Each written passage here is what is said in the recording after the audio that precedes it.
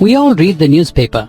Have you noticed the difference in how the text is written on a newspaper page as compared to a normal Word document? We can see that the text in the newspaper is divided into multiple columns. Imagine if the pages were printed in long lines that ran across the width of the page, the text would have been quite difficult to read. The appearance of the paper will also not be very presentable. Using multiple columns eases reading by limiting the length of the lines to about 6 to 10 words, which is enough for the eyes to scan across easily. Newspaper-style columns also make it easy to lay out a page.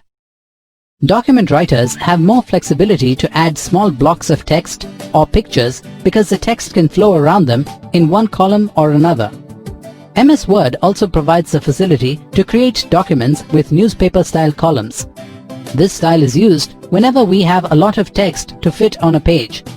This style helps in arranging heavy textual information in presentable form. Text usually fills columns in orderly fashion, the order in which the columns appear.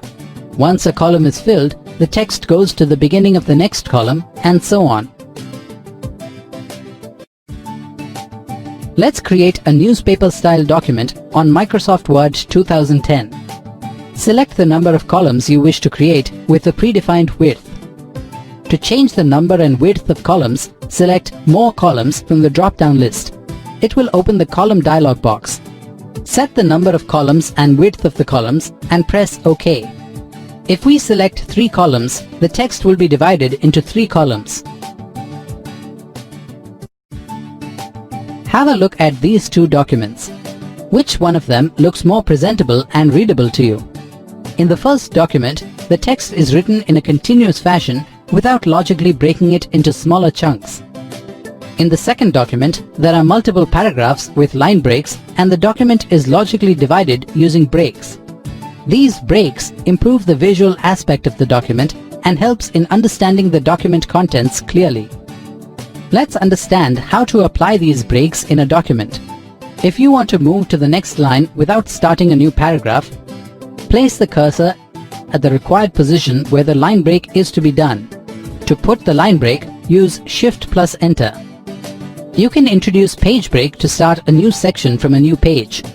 To put the page break, go to the Page Setup section of the Page Layout tab. Click the Page Break command. The text from the cursor position will start from the next page. Alternatively, you can use Ctrl plus Enter. To put the column break, go to the Page Setup section of the Page Layout tab. Click the Column Break command. The text from the cursor position will start from the next column. You can also use the shortcut that is Ctrl plus Shift plus Enter. Let us summarize what you have learned in this video.